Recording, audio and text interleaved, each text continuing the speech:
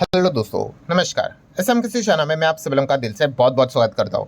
दोस्तों, अभी का लेटेस्ट पॉइंट तो आप सभी लोगों को पता ही था कि 8 बजे आज के दिन प्राइम मिनिस्टर नरेंद्र मोदी जी का यहाँ पे हम लोग को स्पीच देखने को मिलने वाला था। और ये स्पीच किससे रिलेटेड रहने वाली थी तो हर किसी को यहाँ पे पता ही है। ऑपरेशन सिंदूर जो अभी हम लोग को देखने को यहाँ पे मिला है, तो इससे रिलेटेड एक ब्रीफिंग हम लोग को देखने को यहाँ पे मिलने वाली थी। मतलब हमारी सेना ने तो सारे ऑपरेशन से रिलेटेड डिटेल तो यहाँ पे बता दिया, बट प्राइम मिनिस्टर भी यहाँ पे हम जरूर कह सकते हैं कि इससे रिलेटेड अभी तक क्या क्या चीज़ें यहाँ पे हुई है एंड भविष्य में क्या क्या पॉइंट्स हो सकते हैं, उससे रिलेटेड बातें उन्होंने यहाँ पे बताई है। एंड जैसे मैंने आपको बताया कि हमारा चैनल भाई है किससे रिलेटेड, शेयर मार्केट से रिलेटेड। तो मार्केट के पॉइंट ऑफ व्यू से क्या क्या स्पीच में हम लोग को पॉइंट्स देखने को मिले हैं वो मैं आपके सामने यहाँ पे रखना चाहूँगा। एंड अगेन भाई, मार्केट के पॉइंट ऑफ व्यू से मतलब ऐसा नहीं होता है कि मोदी जी बोलेंगे कि अरे शेयर मार्केट वालों सुनो, आपके लिए ये खबर है, ऐसा नहीं होता है। ठीक है, अगेन मैं कह रहा हूँ कि कोई भी चीज़ अगर होती है तो बिटवीन द लाइंस आपको रीड करना आना चाहिए। ठीक है, एंड आप जैसे जैसे इन चीज़ों के बारे में सोचोगे तो आपको समझ में आएगा कि मार्केट से रिलेटेड क्या क्या पॉइंट्स देखने को यहाँ पे मिले हैं। सो ऑपरेशन सिंदूर की बात करें, पहले एक बेसिक पॉइंट आपको बताना चाहूँगा जहाँ पे उन्होंने क्लियर कट बताया। क्या बताया कि प्राइम मिनिस्टर नरेंद्र मोदी जी ने यहाँ पे पाकिस्तान को एक मैसेज दिया है। कौन सा? We have only pause retaliation. मतलब यहाँ पे कोई चीज़ें हमने बंद नहीं की है, हमने बस पॉज किया है। ऑब्वियसली ऐसा ही बोलना पड़ेगा। पॉज किया है मतलब क्या? कि अगर आपको लगता है कि हम सब कुछ अभी घर पे यहाँ पे जा चुके हैं, अब कुछ सेना अलर्ट मोड पे नहीं है, तो ऐसा कुछ नहीं है। सेना जितने भी उन्होंने बोला, आर्मी, नेवी, एयरफोर्स, बीएसएफ, जितने भी सेनाएं हम लोग को देखने को यहाँ पे मिल जाती है, सबके सब अभी भी अलर्ट मोड पे है, क्योंकि ये कुछ भी कर सकते हैं, इनका कोई भरोसा नहीं है।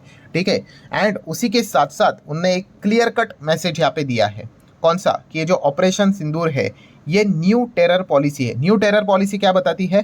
कि अब पाकिस्तान के साथ कोई बातचीत नहीं होगी, सिर्फ दो ही पॉइंट को लेकर बातचीत होगी। एक ओनली ऑन टेररिज्म एंड दूसरा पीओके, दैट्स इट। बाकी ट्रेड बीड अभी हम कोई बातचीत पाकिस्तान के साथ नहीं करेंगे।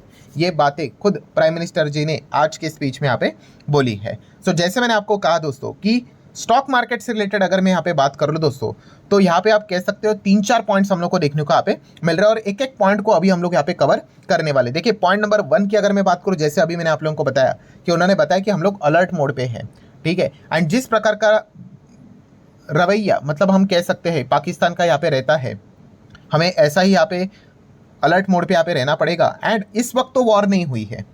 ठीक है, फुल फ्लेजेड वॉर तो नहीं थी ना। वॉर मतलब क्या? कि एक्चुअल ऑफिशियली अनाउंसमेंट किया जाता है कि we are in a state of war. अब देश वॉर के अंदर यहाँ पे आ चुका है, प्राइम मिनिस्टर, प्रेसिडेंट इन चीज़ की अनाउंसमेंट करते हैं, वो तो नहीं था। एक दूसरे के ऊपर हम लोग अटैक यहाँ पे कर रहे थे। ठीक है, सो ये चीज़ें चल रही थी। बट जिस प्रकार की स्पीच में जो टोन हम लोग को देखने को मिल चुका है, इससे ये एक बात पता चली है दोस्तों कि अगर पाकिस्तान की ओर से भविष्य में अभी कोई भी एक्टिविटी अगर हो जाती है तो हम यहाँ पे फुल स्केजेड वॉर में एंटर कर सकते हैं। ठीक है, अब हम लोग यहाँ पे नहीं सुनेंगे। मतलब बोलते हैं ना, एक लिमिट होता है, पानी सर के ऊपर से यहाँ पे जा चुका है। ठीक है, एंड आने वाले समय में अगर कोई भी पाकिस्तान अगर चाहे, एंड यस, ये एक बहुत बड़ी बात उन्होंने यहाँ पे बोली है। पाकिस्तान हमेशा इस बात का रोना रोता है कि भाई हमारी गवर्नमेंट अलग है। ठीक है, नो डाउट उनकी गवर्नमेंट एंड वो आर्मी को तो एक ही मानते हैं। ठीक है, बट यहाँ पे क्या हो रहा है, टेररिज्म के चलते हमें परेशानी हो रही है करके, तो ये सब नाटक अभी बंद।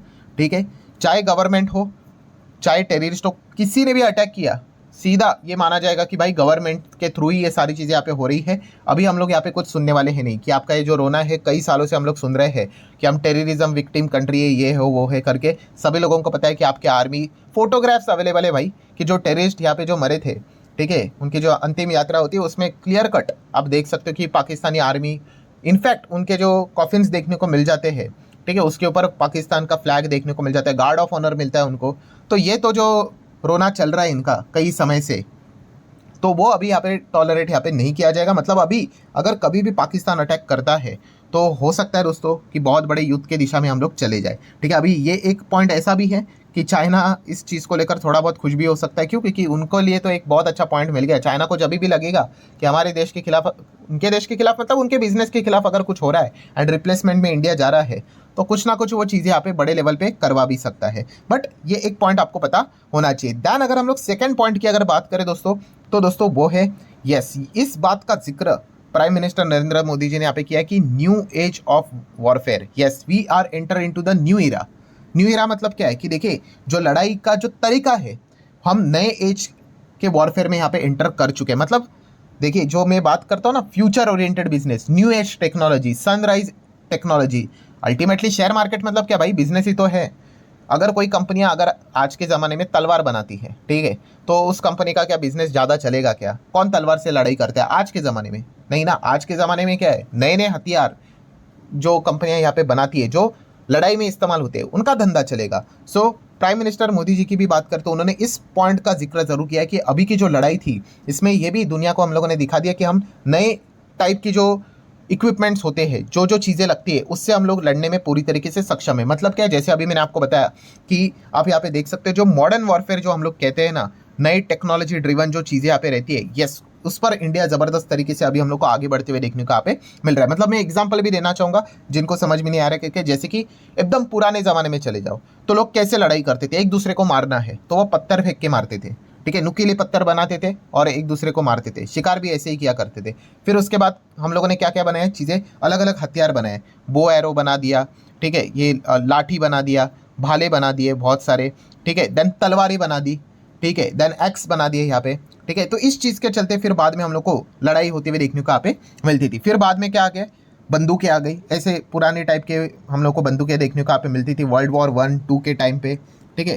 देन उसके बाद बम्स बनाना स्टार्ट कर दिए, फिर हवाई जहाज जैसी चीज़ें। मतलब क्या, ये चीज़ें बदलती रहती है। सो जो स्पीच में जो चीज़ें हम लोग को देखने को यहाँ पे मिल गई कि जो नया मॉडर्न वॉरफेयर जो वॉर देखने को मिल रहा है, मतलब क्या दोस्तों, यस, ड्रोन टेक्नोलॉजी इस्तेमाल यहाँ पे हुई है, ठीक है। ये जो आप लोगों ने देखा है ना कि कैसे यहाँ से हमारे ड्रोन, उनके भी ड्रोन आ रहे थे, हम लोगों ने तो भाई इंटरसेप्ट करके रोक दिया, हमारे ड्रोन वहाँ पे गए और उनका एयर डिफेंस मिसाइल सिस्टम तक तबाह करके आ गए, जिसके वीडियोस तक इंटरनेट के ऊपर फ्रीली अवेलेबल है। तो ये जो चीज़ है दोस्तों कि ड्रोन का इस्तेमाल हम किन्होंने किया है यहाँ पे। एंड ड्रोन मतलब कौन से दोस्तों, जो अटैकिंग ड्रोन्स देखने को यहाँ पे मिल जाते हैं, ठीक है। इस प्रकार के ड्रोन्स रहते हैं, वो जाते हैं और फटकर भी यहाँ पे वापस आ जाते हैं, जिसको हम वापस नहीं आते, जिसको हम लोग बोलते हैं नगस्त्र टाइप के ड्रोन्स, ठीक है। कामाकाजी ड्रोन बोलते हैं, इसका नाम है नगस्त्र करके, नगस्त्र 1-2 अलग अलग कैटेगरीज के ड्रोन देखने को मिल जाती है। ये है दोस्तों नए टेक्नोलॉजी के हिसाब से लड़ाई लड़ना। और ये आज के दिन की बात नहीं है, मैंने इसके पहले भी आपको 4-5 साल पहले भी इसी प्रकार की वीडियोस बनाकर आपको बताया था।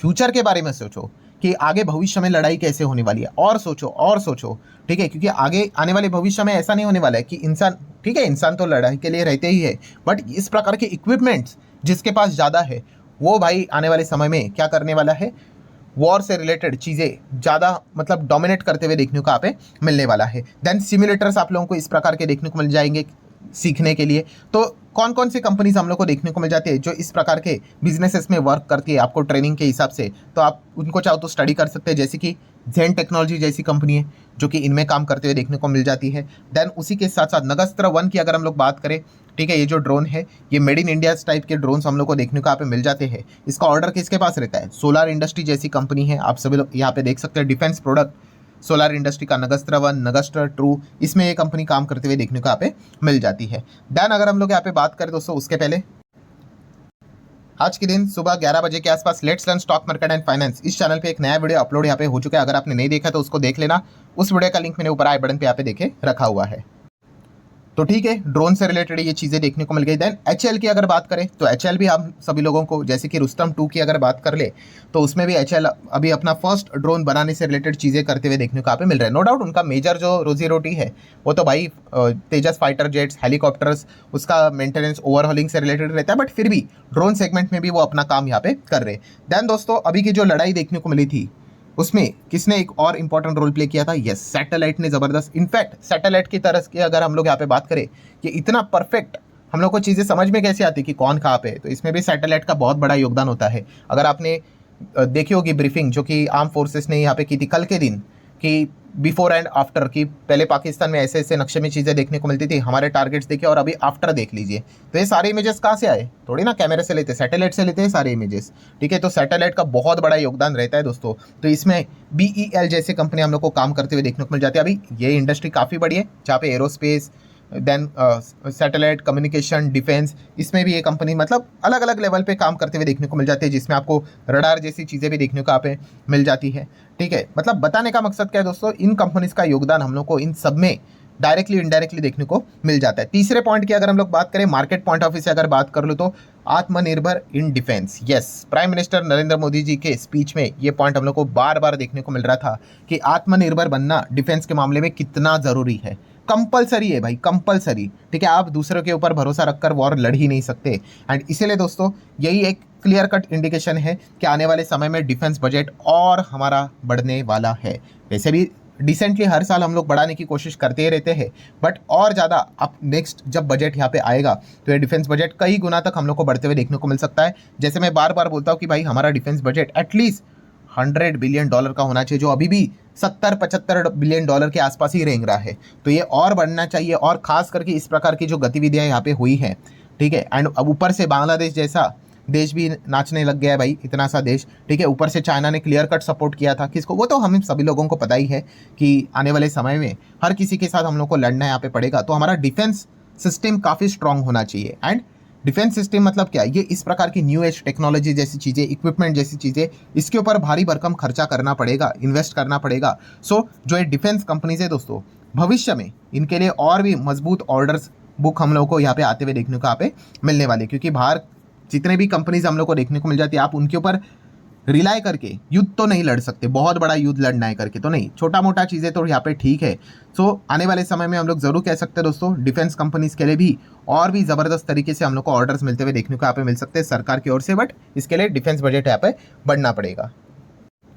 सो आशा करता हूँ दोस्तों, जैसे मैंने आप लोगों को कहा कि शेयर मार्केट से रिलेटेड ही मैं टॉपिक को सीमित रखने की कोशिश करूंगा। स्पीच में बहुत सारी चीज़ें थी, पूरा मतलब कहाँ से शुरू हुआ, क्या क्या हम लोगों ने किया, वो बहुत सारी चीज़ें यहाँ पे बता के यहाँ पे रखी हुई है। But market related indirectly directly क्या क्या चीज़ें थी, ठीक है, बिटवीन द लाइन्स क्या क्या पॉइंट्स थे, वो मैंने आप लोगों को बताने की कोशिश यहाँ पे की है। सो आप चाहो तो इन सभी चीज़ों को स्टडी यहाँ पे कर सकते हो, एंड वीडियो हेल्पफुल लगा होगा तो आप चाहो तो इसको आप like as well as share भी यहाँ पे कर सकते हो। सो चलिए दोस्तों, मिलते हैं अगले वीडियो में, तब तक के लिए बाय बाय।